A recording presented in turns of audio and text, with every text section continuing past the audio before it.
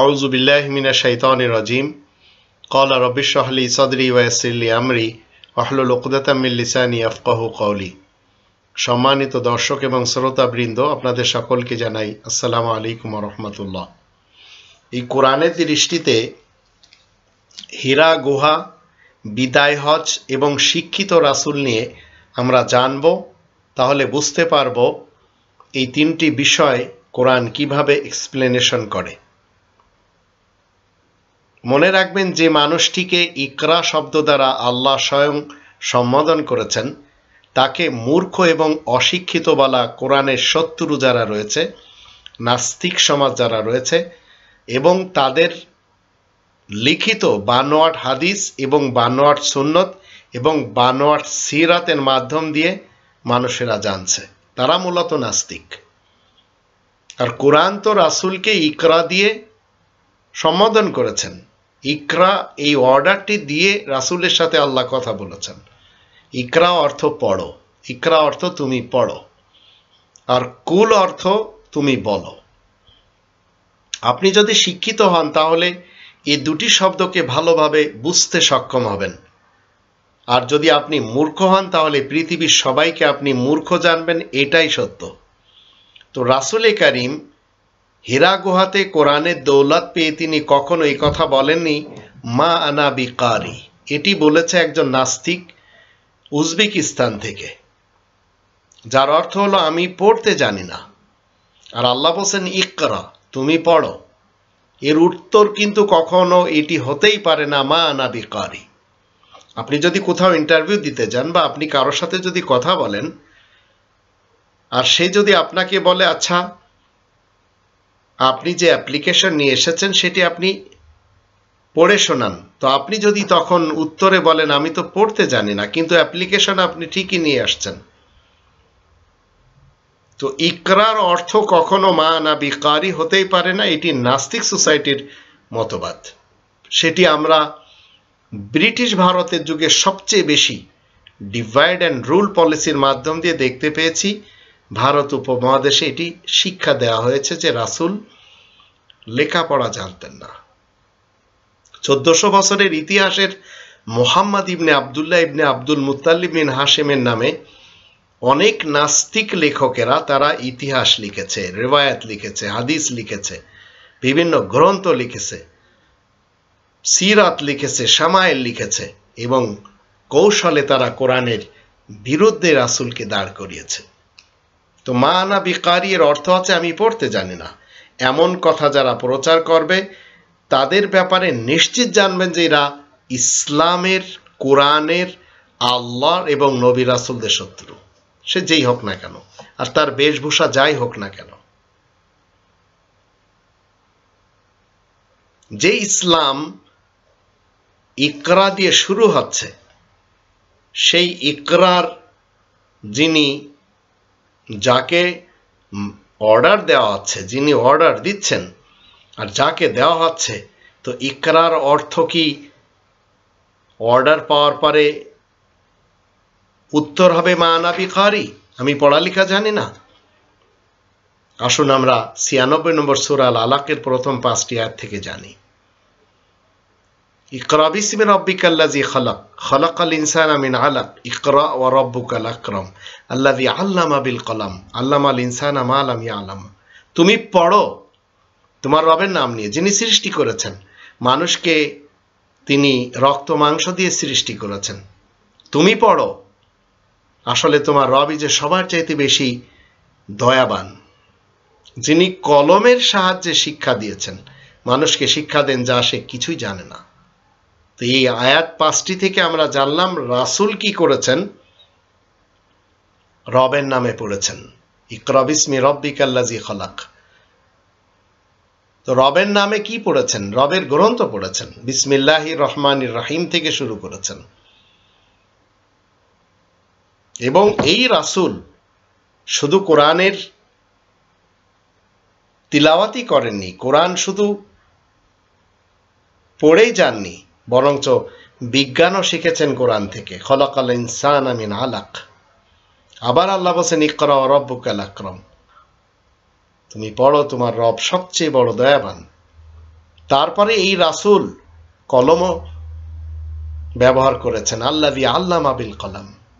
এবার গোটা ইনসানের ব্যাপারে আল্লাহ বলছেন, ইনসানকে আল্লাহ এমন কিছু শিক্ষা দেন যা ইনসান জানে না।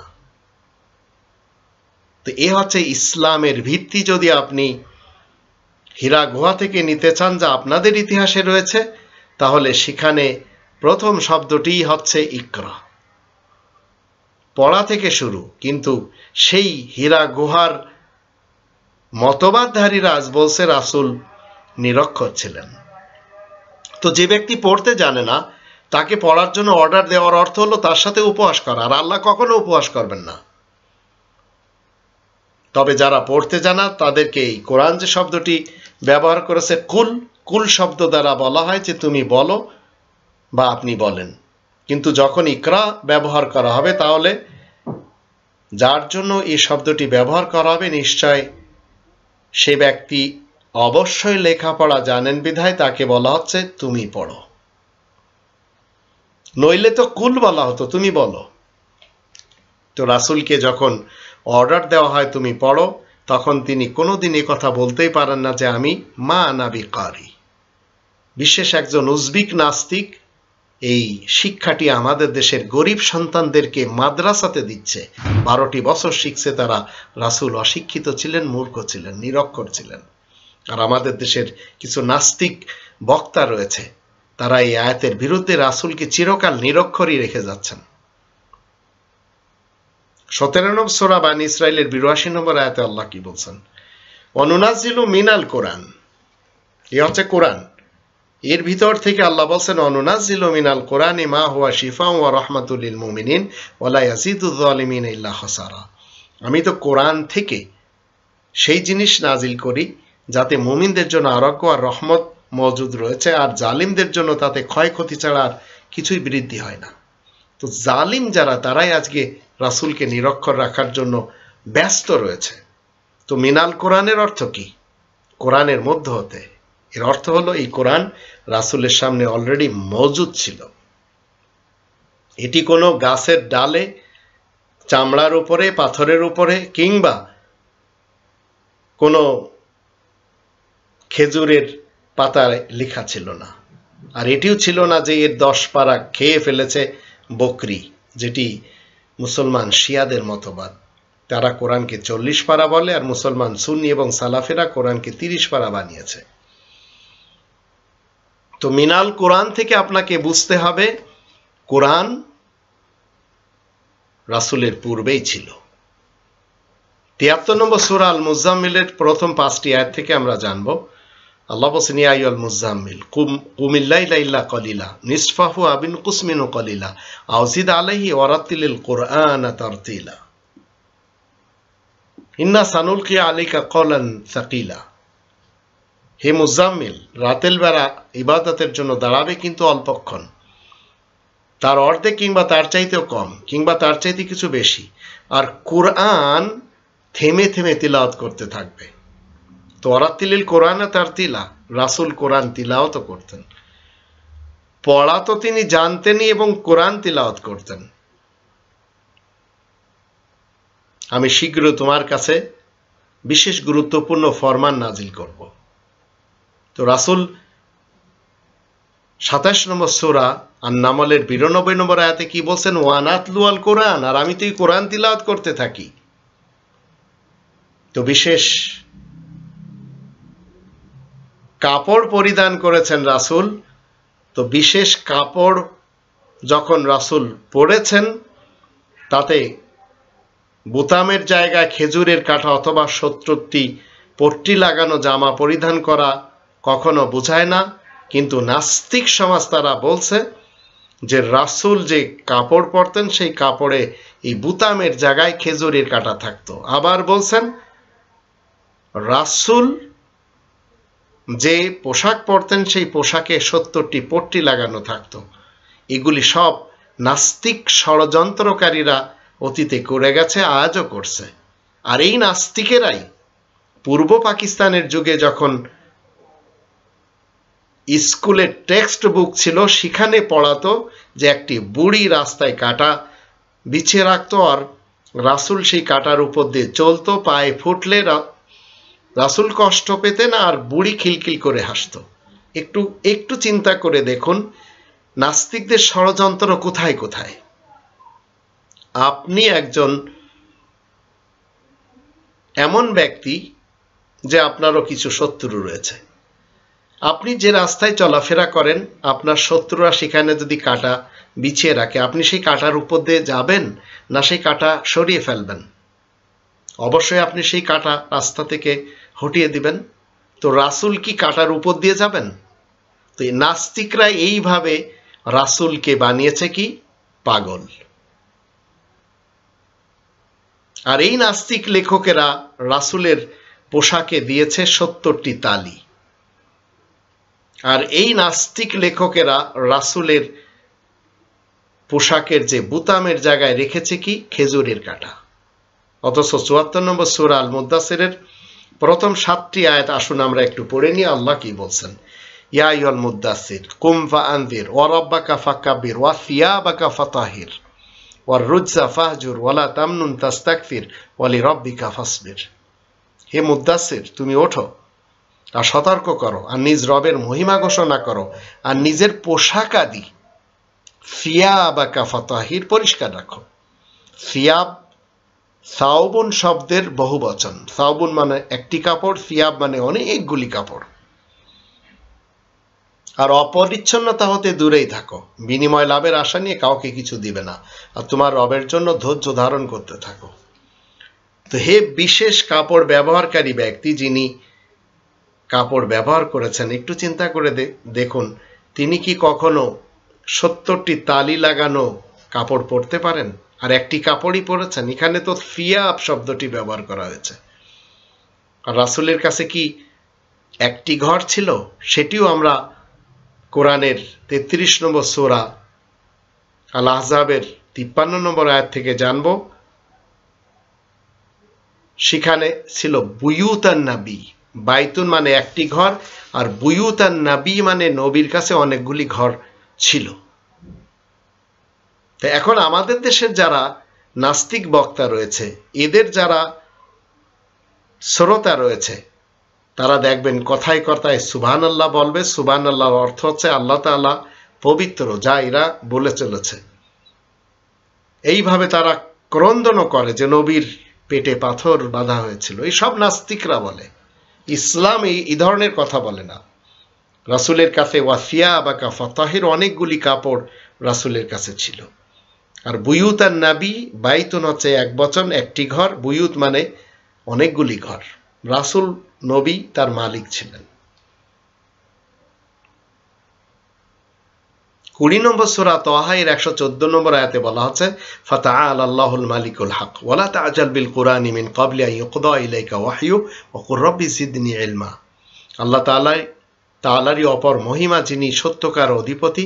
তুমি কোরআন সম্পর্কে ব্যতিব্যস্ত হবে না যতক্ষণ না তার ওহী পুরোপুরিভাবে তোমার কাছে নাজিল হয়ে যায়। তুমি বলো, হে আমার রব, আমার জ্ঞান আপনি বাড়িয়ে দিন। তো রাসূলের জ্ঞান শুধু কোরআনের জ্ঞান ছিল, কোরআনের জ্ঞান। আর আজ যারা রাসূলের অনুসারী হওয়ার দাবি করে যাচ্ছে, তারা কথায় কথায় দেখবেন নাস্তিকদের লেখা সেই রিওয়ায়াত পেশ করবে। রাসূলের শিক্ষক নিয়ে আসুন আমরা একটু জানি। ৫৫ নম্বর সূরা রহমানের প্রথম ৪টি আয়াত থেকে জানতে পারবো। আর রহমানু আল্লামাল কোরআন খলাকাল ইনসান আল্লামাহুল বায়ান। করুণানিধান রহমান, তিনি শিক্ষা দিয়ে থাকেন এই কোরআন। তিনি মানুষকে সৃষ্টি করেছেন, তিনি মানুষকে এই কোরআন বয়ান করা শিখিয়ে থাকেন। তো রাসূল তো কোরআন বয়ান করেছেন, রাসূলের শিক্ষক হলেন আল্লাহ। কিন্তু ইতিহাস নাস্তিকরা যেটি লিখেছে, তারা বলতে চাচ্ছে ওয়ারাকা ইবনে নওফেল একজন খ্রিস্টান পাদ্রী, সে রাসূলের শিক্ষক ছিলেন। আর খুব কৌশলের সাথে নাস্তিকরা লিখেছে যে খাদিজার চাচা ছিল ওয়ারাকা ইবনে নওফেল। হীরা গুহা থেকে রাসূল বাসায় আসলেন, এসে যখন ব্যক্ত করলেন সব ঘটনা, তখন ওয়ারাকা ইবনে নওফেল দ্বারা সত্যায়িত করানো হচ্ছে যে চিন্তা করো না, যিনি এসেছিলেন তিনি হলেন জিবরিল। এর অর্থ কি? আল্লাহ বলছেন আর রহমান ও আল্লামাল কোরআন। রহমান কোরআন শিক্ষা দিয়ে থাকেন। আর ওয়ারাকা ইবনে নওফেলকে নাস্তিক লেখকেরা তারা রাসূলের শিক্ষক হিসেবে প্রমাণ করতে যে ইতিহাসের উপর ইতিহাস লেখা হয়েছে। তো রহমানের কাজ হলো যারা জগতে কোরআন পড়া শিখবে তাদের কোরআনের এসেন্স আল্লাহ শিক্ষা দিবেন। তো ইকরা বিসমি রব্বিকাল্লাযী খলাক এর উপরে আপনি আমল করেন, দেখবেন রহমান আপনাকে কোরআনের এসেন্স, কোরআনের নির্যাস শিক্ষা দিবেন। আর কোরআনের নির্যাস যখন আপনি শিখে নেবেন তখন 5 নম্বর সূরা আল মাইদা 67 নম্বর আয়াত থেকে আপনি জানতে পারবেন একজন জীবিত রাসূল কোরআনের ভিতরে যিনি চিরস্থায়ীভাবে রয়েছেন তার দায়িত্বটা কি। আর আপনি সেই জীবিত রাসূলের যখন অনুসরণ করতে চাইবেন আপনারও দায়িত্ব ঠিক তাই হবে। ইয়া আইয়ুহার রাসূলু বাল্লিগ মা উনজিলা ইলাইকা মির রাব্বিক ওয়া ইল্লাম তাফআল ফামা বাল্লাগতা রিসালাতা আল্লাহু ইয়াসিমুকা মিনান নাস ইন্নাল্লাহা লা ইয়াহদিল কওমাল কাফিরিন। হে রাসূল, তোমার রবের তরফ থেকে তোমার কাছে যা নাজিল হয়েছে তা তুমি জনগণের কাছে তাবলীগ করো। তুমি যদি তা না করতে পারো তাহলে তুমি তো তার রিসালাতের দায়িত্বকে পৌঁছে দিতে পারলে না। মানুষের হাত থেকে আল্লাহ তোমাকে রক্ষা করবেন, নিশ্চয় আল্লাহ কাফের কওমকে হিদায়াত করেন না। তো এখানে বিশেষ একটি নুকতা যদি আপনারা একটু চিন্তা করতে চান তাহলে পেয়ে যাবেন নাস্তিক সমাজ কিভাবে গ্রন্থ রচনা করে রাসূলকে তায়েফের মাঠে নিয়ে সেখানে পিটুনি খাওয়াচ্ছে। এখানে আল্লাহ বলেন আল্লাহু ইয়াসিমুকা মিনান নাস, প্রত্যেকটি মানুষ থেকে তোমাকে আল্লাহ হিফাজত করবেন, রক্ষা করবেন। তো এই রাসূল তায়েফে যে তায়েফবাসীদের হাতে পিটুনি খাবেন, তাহলে এই আয়াত যাবে কোথায়? আর এটি আমাদের দেশের বিশ্ব ইজতেমার মাঠে এই কথাগুলি শিক্ষা দেওয়া হয়। আপনি তবলিগে নিসাব যেটি জাকারিয়া সাহেবের লেখা, যেটিকে আজকে ফাজাইলে আমল বলা হচ্ছে, ফাজাইলে আমলের প্রথম 9 নম্বর পৃষ্ঠাতে পড়ে দেখুন, সেখানে দেখবেন এই আয়াতের বিরুদ্ধে লেখা রাসূলকে নিয়ে যাওয়া হয়েছে কোথায়? তায়েফের মাঠে, সেখানে রক্তাক্ত করা হয়েছে। অথচ আল্লাহ সাক্ষী দিচ্ছেন আল্লাহু ইয়াসিমুকা মিনান নাস, মানুষের হাত থেকে আল্লাহ তোমাকে রক্ষা করবেন। তো ইয়া আইয়ুহার রাসূল, হে রাসূল, তো আজ যদি আপনি এই রাসূলের ক্যারেক্টারকে ফলো করতে চান তাহলে আপনাকে জানতে হবে যে শুধু এই কোরআন ছাড়া আপনি কোনো গ্রন্থে তাবলীগ করতে পারবেন না। যদি আপনি রবের ইসলামী রাজ্যে, রবের ইসলামী কিংডমে যদি মুসলিম এবং মুমিন হন তাহলে, কিন্তু নাস্তিক লেখকেরা এই কোরআনের বিরুদ্ধে কিভাবে গ্রন্থ রচনা করে আজ সেগুলি দেখেন পুরা বিশ্বে তাবলীগ করা হচ্ছে। আপনাকে তাদের সাথে যদি জিহাদ করতে হয়, তাদের সাথে যদি সংগ্রাম করতে হয়, তাদেরকে যদি বোঝাতে হয় তো হাতে তলোয়ার নিয়ে নয়। 25 নম্বর সূরা আল ফুরকান এর 52 নম্বর আয়াতের দৃষ্টিতে আল্লাহ বলেন ফালা তুতিইল কাফিরিন ওয়াজাহিদুম বিহি জিহাদান কাবীরা। সুতরাং তুমি কাফেরদের মোটেই অনুসরণ করবে না, বরং ওদের সাথে তুমি আয়াতের মাধ্যম দিয়ে, এই কোরআনের মাধ্যম দিয়ে জোরদার লড়াই চালিয়ে যাবে, সবচেয়ে বড় সংগ্রাম করবে, সবচেয়ে বড় জিহাদ করবে। আর এই জিহাদ নিয়ে ভারতে কত কিছু না হচ্ছে, আর আমেরিকা এই জিহাদকে যুদ্ধ বানিয়েছে, কারণ মিডিয়া তাদের কাছে। আর ভারতে যদি কোনো মেয়ে ইসলাম কবুল করে কোনো মুসলিম ছেলের সাথে বিয়ে করতে চায়, সেটি কিছু কিছু প্রদেশে বয়কট করে দেওয়া হয়েছে, আর নাম দেওয়া হয়েছে লভ জিহাদ। তো জিহাদের বিরুদ্ধে মানুষেরা এইভাবে একত্রিত হচ্ছে, আর জিহাদকে তারা বলছে এটি যুদ্ধ। অথচ আল্লাহ বলছেন আয়াত গোপনকারী কাফেরদের ইতাআত করা যাবে না, অনুসরণ করা যাবে না, তাদের সাথে কোরআনের আয়াতের মাধ্যম দিয়ে, দলিল প্রমাণের মাধ্যম দিয়ে সবচেয়ে বড় জিহাদ করতে হবে। জিহাদ মানে সাধনা, সংগ্রাম, চেষ্টা।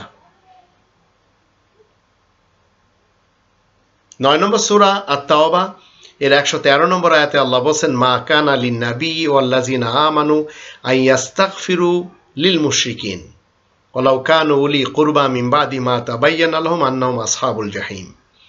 নবী আর যারা ঈমান এনেছে তাদের পক্ষে মোটেই সঙ্গত নয় যে তারা অংশীবাদী মুশরিকদের জন্য মাগফিরাত কামনা করবে, হোক না তাদের ঘনিষ্ঠতর আত্মীয়। তাও আবার তাদের জন্য প্রকাশ হয়েছে যে তারা আসহাবুল জাহিম, জাহান্নামের সাহাবী। তো জাহান্নামের বাসিন্দা যারা, তাদের জন্য নবী, রাসূল এবং তাদের অনুসারী যারা রয়েছে কোনোদিন ইস্তেগফার করবে না। এখন আবু তালেব বলেন, আবু জেহেল বলেন, উতবা বলেন, সাইবা বলেন, ওলিদ বলেন, ইবনে মুগিরা বলেন, ইবনে সালুল বলেন, এ ধরনের যতগুলো মুশরিকদের ব্যাপারে ইতিহাস লেখকেরা লিখেছে যে এরা রাসূলের নিকটস্থ লোক ছিল, সুতরাং এদের কারোর জন্য রাসূল বা তার সাহাবা কখনো যদি ইস্তেগফার করতে চায় করতে পারবে না, নিষেধ। এমনকি কোনোভাবে একজন কোরআনের হাফেজ 10 জন জাহান্নামীদেরকে জান্নাতে নিয়ে যাবে এমন মতবাদও রাসূল কখনো বলতেই পারেন না।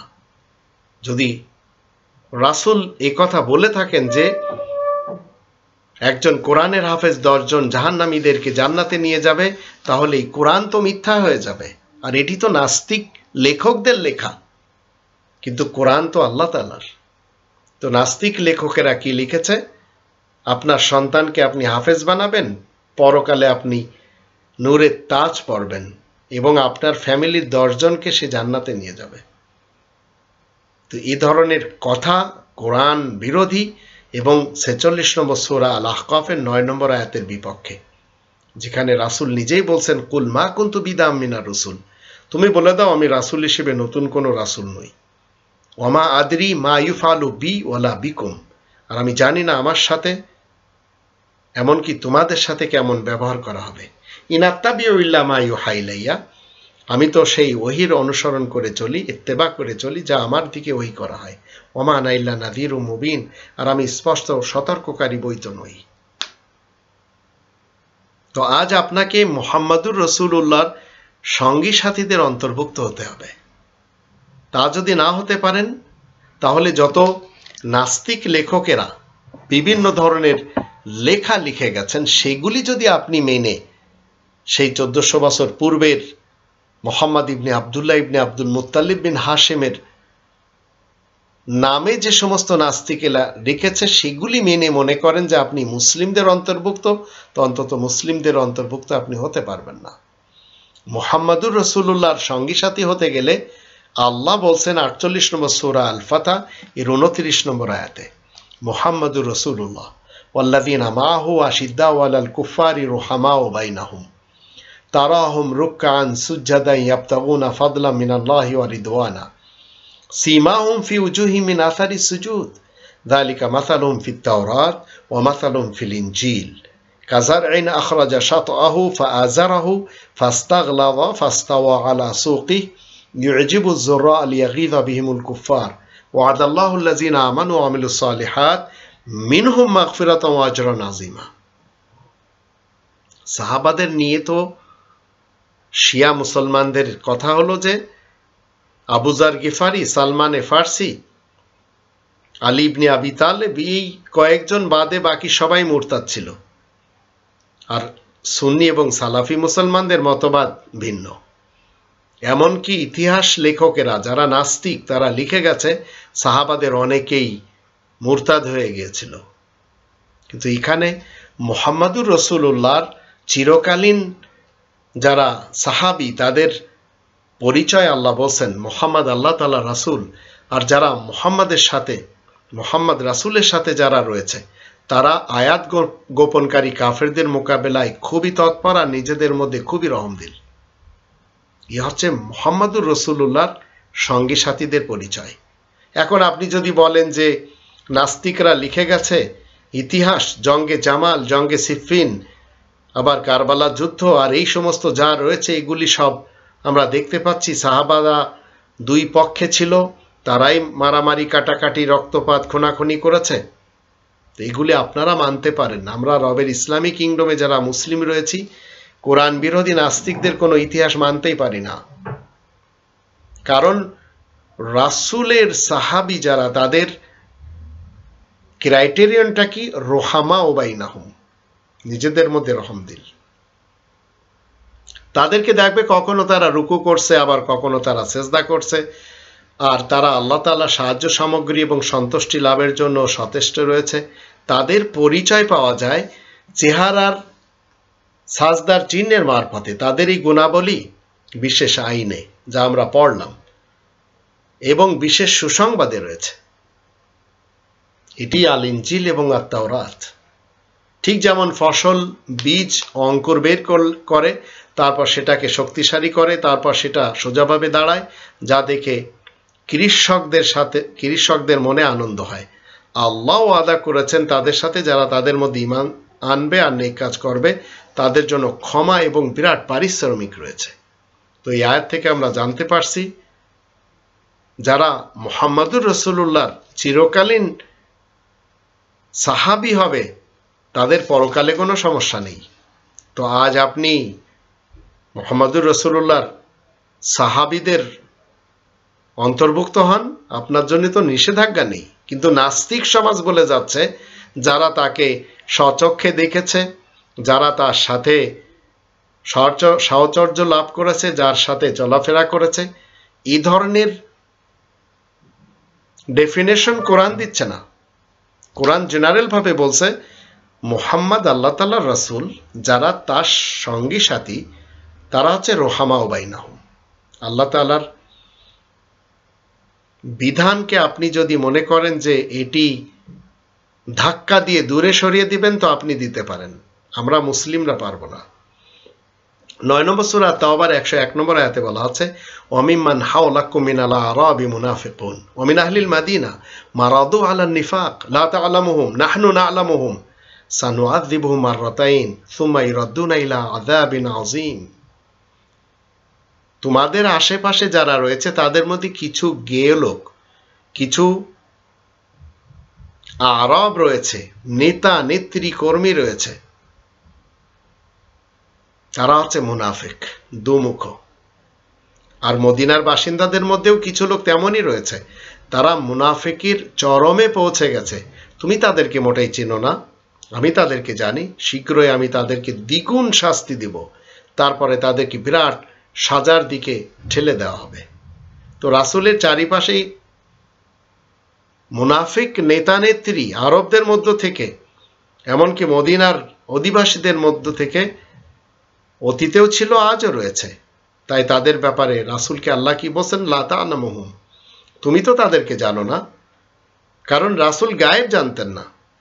আল্লাহ বলছেন আমি জানি। নাহনু না'লামুহুম, আমি অবশ্যই তাদেরকে জানি। তো এখন রাসূলকে যারা গায়েব জানার ব্যাপারে মতবাদ রাখেন, আমাদের দেশে চট্টগ্রাম বিভাগেই সবচেয়ে বেশি লোক দেখা যায় যারা রাসূলকে বলেন তিনি ইলমে গায়েব জানতেন।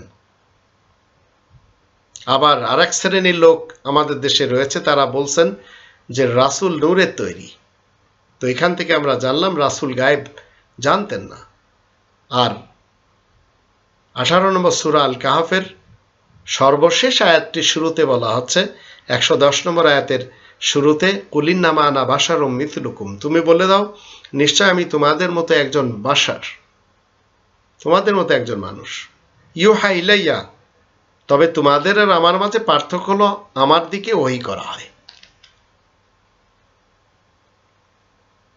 9 নম্বর সূরা তাওবার 20, 21, 22 আয়াতগুলিতে আল্লাহ বলেন, আল্লাযীনা আমানু ওয়া হাজারু ওয়া জাহাদু ফি সাবিলিল্লাহ বিআমওয়ালিহিম ওয়া আনফুসিহিম আ'যামু দারাজাতান ইনদাল্লাহ ওয়া উলাইকুমুল ফাইজুন ইউবাশশিরুহুম রাব্বুহুম বিরাহমাতিন মিনহু ওয়া রিদওয়ানিন ওয়া জান্নাতিন লাহুম ফিহা নাঈমুম মুকিম খালিদিনা ফিহা আবাদা ইন্নাল্লাহা ইনদাহু আজরুন আযীম। যারা ঈমান আনবে, হিজরত করবে, নিজেদের জান মাল দিয়ে আল্লাহ তাআলার কোরআনের জন্য, আল্লাহ তাআলার দিকে, তাদের জন্য বিপুল কামিয়াবি রয়েছে। তাদেরকে তো তাদের রব নিজেই কি করছেন? সুসংবাদ দিচ্ছেন, নিজের কাছ থেকে রহমত, নিজের সন্তুষ্টি ও জান্নাত সময়ের ওয়াদা, যেখানে তাদের জন্য চিরস্থায়ী নিয়ামত বিরাজমান রয়েছে, সেখানে তারা চিরকাল বাস করবে। এই কথা সত্য সুনিশ্চিত যে আল্লাহ তাআলাই সেই মহান, যার দিকে বিরাট পারিশ্রমিক রাখা হয়েছে। তো ফি সাবিলিল্লাহ মানে আফগানিস্তানের যুদ্ধ না। নাস্তিকরা আপনাদেরকে মাথা নষ্ট করে দিয়েছে, নাস্তিক বক্তা যারা আমাদের দেশে রয়েছে। ফি সাবিলিল্লাহ মানে তারা মনে করছে যে ফিলিস্তিনের যুদ্ধে অংশগ্রহণ করতে হবে, আফগানিস্তানের যুদ্ধে, ইরাকের যুদ্ধে। এইভাবে তারা নিজেদের শ্রোতাদেরকে শেখাচ্ছে। আর হাজারু যারা হিজরত করবে, জাহাদু যারা চেষ্টা সাধনা করবে। তো আল্লাহ তাআলার কোরআনের জন্য যারা নিজেদের সোসাইটি, সমাজ, পার্টি, জামাত, দল, জনগোষ্ঠী এগুলি হতে আলাদা হবে এবং কোরআনকে জানার জন্য আর মানার জন্য জিহাদ করবে, চেষ্টা সাধনা করবে, সংগ্রাম করবে এবং ব্যক্তিত্বের মধ্যে যে কুচাহিদা রয়েছে সেটিকে যারা দমন করবে, এরাই মূলত রাসূল কারীমের সত্য সাহাবী। এরা কখনো হাতে অস্ত্র নেয় না, কারণ রাসূল সবসময় ইব্রাহিমের ইত্তেবা করেন। তাই 16 নম্বর সূরা নাহলের 123 নম্বর আয়াতে বলা আছে, সুম্মা ওহাইনা ইলাইকা আনিত্তাবি' মিল্লাতা ইব্রাহিম হানিফা আনিত্তাবি' মিল্লাতা ইব্রাহিম হানিফা ওয়া মা কানা মিনাল মুশরিকিন। রাসূল কারীমকে আল্লাহ কি বলছেন? সুম্মা ওহাইনা ইলাইকা আনিত্তাবি' মিল্লাতা ইব্রাহিম হানিফা ওয়া মা কানা মিনাল মুশরিকিন। 16 নম্বর সূরা নাহল এর 123 নম্বর আয়াতে বলা আছে, সুম্মা ওহাইনা ইলাইকা আনিত্তাবি' মিল্লাতা ইব্রাহিম। তারপর আমি তোমাকে ওহীযোগে নির্দেশ দিলাম যে তুমি ইব্রাহিমের মাযহাবের অনুসরণ করো, ইব্রাহিমের মিল্লাতের অনুসরণ করো, যা সম্পূর্ণ স্বতন্ত্র, সুস্পষ্ট। ইব্রাহিম তো আর মুশরিকদের দলে শামিল না। তো রাসূল আল্লাহ তাআলার আদেশ পালনার্থে ইব্রাহিমের মিল্লাতের অনুসারী, সেহেতু রাসূলের সাহাবী যারা সর্বযুগের, তারাও মিল্লাতে ইব্রাহিমের অনুসারী। এমনকি 2 নম্বর সূরা আল বাকারার 149 আয়াতে বলা আছে, ওয়ামিন হাইতু খরাজতা ফাওয়াল্লি ওয়াজহাকা শাতরাল মাসজিদিল হারাম ওয়া ইন্নাহু লাল হাক্কু মির রাব্বিক। আর 150 নম্বর আয়াতের মধ্যে বলা আছে, লিআল্লা ইয়াকুনা লিন্নাসি আলাইকুম হুজ্জা। যেদিক থেকে তুমি বের হবে তোমার চেহারা মসজিদুল হারামের অংশের দিকে রাখতে হবে। তোমার রবের পক্ষ থেকে এটি সঠিক নির্দেশ। আর 150-এর মধ্যে বলা আছে, যেন মানুষের সাথে তোমাদের তর্কের কোনো অবকাশ না থাকে। আর 2 নম্বর সূরা আল বাকারার 125 নম্বর আয়াতে আল্লাহ বলেন, ওয়াইদ জাআলনাল বাইতা মাসাবাতাল লিন্নাসি ওয়া আমনা ওয়াত্তাখিযু মিন মাকামি ইব্রাহিমা মুসাল্লা ওয়া আহিদনা ইলা ইব্রাহিমা ওয়া ইসমাঈলা আন তাহিরা বাইতিয়া লিত-তায়িফিনা ওয়াল আকিফিনা ওয়া রুকআইস সুজুদ। আর যখন আমি বিশেষ ঘরকে প্রত্যেকটি মানুষের জন্য ইবাদতের জায়গা ও শান্তিপূর্ণ স্থানরূপে নির্বাচন করি, তাই তোমরা সবাই ইব্রাহিমের দাঁড়ানোর স্থান থেকে কায়েমকৃত নামাজকে নিয়ে নেবে।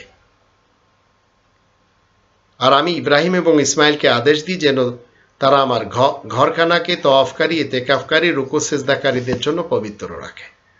তো মিল্লাতে ইব্রাহিমের অনুসারী হয়ে যদি আপনি জীবন কাটান, তাহলে আপনার নামাজের জন্য অন্তত চিন্তা করতে হবে না।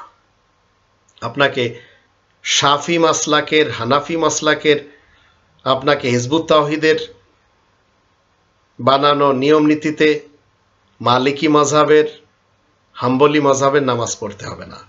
এমনকি শিয়া মুসলমানদেরও যে সিস্টেম রয়েছে সেই সিস্টেমে নামাজ পড়তে হবে না। আপনি মুসলিম হলে, রাসূল কারীমের মুহাম্মাদুর রাসূলুল্লাহর সাহাবী হলে, তার সঙ্গী সাথীদের অন্তর্ভুক্ত হলে আপনাকে একটি নিয়মে নামাজ কায়েম করতে হবে, সেটি হচ্ছে ইব্রাহিমের ইমামতির স্থান থেকে মসজিদুল হারামে যখন যত রাকাত যে ভঙ্গিতে যেভাবে পড়ানো হচ্ছে সেইভাবে আপনাকে পড়তে হবে।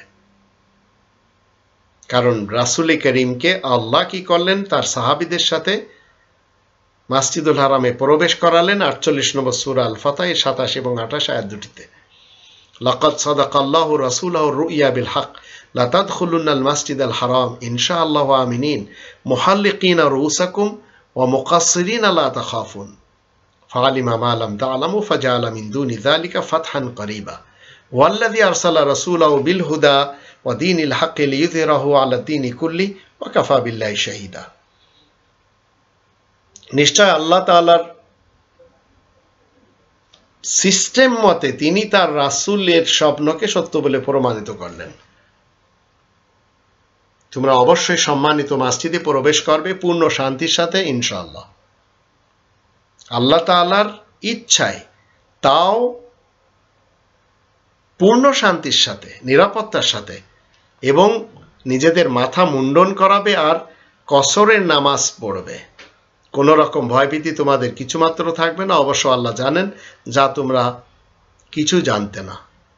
তারপর তিনি এছাড়া হাতে নাতে একটি সাফল্য দান করেন, তিনি তো সেই মহান যিনি তার রাসূলকে পথ নির্দেশ, সত্য পথ নির্দেশ এবং সঠিক জীবন ব্যবস্থা নিয়ে পাঠিয়েছেন, যেন তিনি সেই জীবন ব্যবস্থা সকল ধর্মের জীবন ব্যবস্থার মোকাবেলায় প্রাধান্য এবং উৎকৃষ্ট বলে প্রমাণ করতে পারেন। আর সাক্ষী হিসেবে আল্লাহ তাআলাই তো যথেষ্ট। তো রাসূল কি করলেন? মুহাল্লিকিনা রুউসাকুম ওয়া মুকাসসিরিন, সঙ্গী সাথীদেরকে নিয়ে মসজিদুল হারামে নেড়ে করে নিয়ে গেলেন। কিন্তু নাস্তিক লেখক যারা রয়েছে তারা মুহাম্মাদুর রাসূলুল্লাহর সঙ্গী সাথীদের, সাহাবীদের মধ্যে যারা নারী রয়েছে তাদের মাথা নেড়ে করতে দেয় না। অথচ 2 নম্বর সূরা আল বাকারার 196 আয়াতেও বলা হচ্ছে ওয়াতিমুল হজ্জ ওয়াল উমরাতা লিল্লাহ ফাইন উহসিরতুম ফামাস্তাইসারা মিনাল হাদ ওয়ালা তাহলিকু রুউসাকুম। তো ওয়ালা তাহলিকু রুউসাকুম এর অর্থ হচ্ছে তোমরা নারী পুরুষ যারা রয়েছে তোমরা মাথা মুন্ডন করবে না হাত্তা ইয়াবলুগাল হাদিউ মাহিল্লাহু, যত সময় কুরবানির পশু তার জবেহের স্থানে সে মিনাতে না পৌঁছে যাবে। তো ওয়াতিমুল হজ্জ ওয়াল উমরাতা লিল্লাহ ওয়াতিমু, তোমরা নারী পুরুষ সবাই হজ এবং উমরা আল্লাহ তাআলার জন্য করবে। কিন্তু নাস্তিক যারা আর মুশরিক যারা, আপনার আমার আশেপাশে অনেক লেখক এমন রয়েছে, অনেক বক্তাও রয়েছে, এরা কোনোদিন এই শুধু কোরআনকে এবং মসজিদুল হারামকে মানতে দিবে না। 9 নম্বর সূরা তাওবার 3 নম্বর আয়াতে বলা হচ্ছে ওয়া আযানু মিনাল্লাহি ওয়া রাসূলি ইলান নাস ইয়াউমিল হজ্জিল আকবার আন্নাল্লাহা বারিউম মিনাল মুশরিকিনা ওয়া রাসূলুহু ফাইন তুবতুম ফাহুয়া খায়রুল লাকুম ওয়া ইন তাওয়াল্লাইতুম ফাআলামু আন্নাকুম গায়রু মু'জিজিল্লাহ ওয়া বাশশিরিল্লাযিনা কাফারু বিআযাবিন আলীম। আল্লাহ তার রাসূলের পক্ষ থেকে হজ্জে আকবরের দিন মানব জাতির সামনে এই ঘোষণা করা হচ্ছে যে আল্লাহ তার রাসূল অংশীবাদী মুশরিকদের উপরে বিরক্ত এবং সব রকমের দায়মুক্ত। এখন তোমরা যদি তওবা করে ফেরত এসো তবেই তোমাদের জন্য মঙ্গল, আর যদি তোমরা অবাধ্য হও, অমান্য করো, তাহলে তোমরা জেনে রাখবে তোমরা তো আর আল্লাহ তাআলাকে কাবু করতে পারবে না। তুমি আয়াত গোপনকারী কাফেরগুলোকে কঠিন যন্ত্রণাপূর্ণ শাস্তির সুসংবাদ দাও। তো বিদায় হজের ভাষণ যদি আমরা এই আয়াত থেকে নিই, তো রাসূল কি দিচ্ছেন?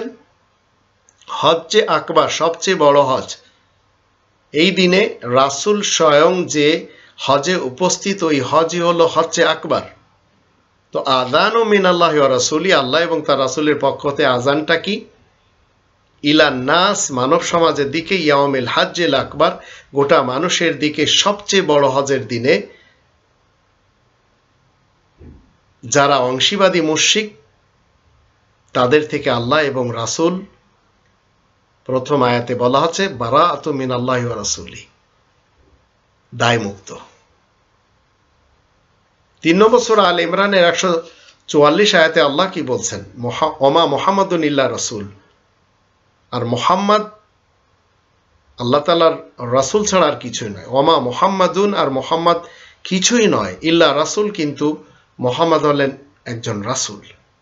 কদ খালাত মিন ক্বাবলিহি রুসুল, মুহাম্মদের পূর্বেকার সকল রাসূল অতীত হয়ে গেছেন। আফাই মা তা আও কুতিলা, যদি মুহাম্মদ রাসূল মৃত্যুবরণ করে অথবা তাকে হত্যা করা হয়, ইনকালাবতুম আলা আকাবিকুম, তাহলে তোমরা কি ফিরে যাবে? ওমাইয়ান কলিবা আলা আকিবাইহি ফালা ইয়াদুরুল্লাহ শাইআ ওয়া সায়াজজিল্লাহু শাকিরিন।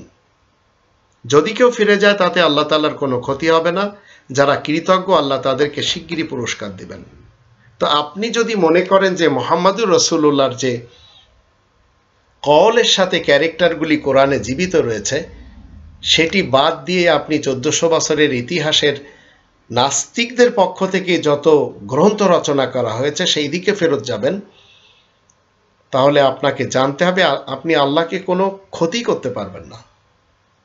আর মুহাম্মদুর রাসূলুল্লাহ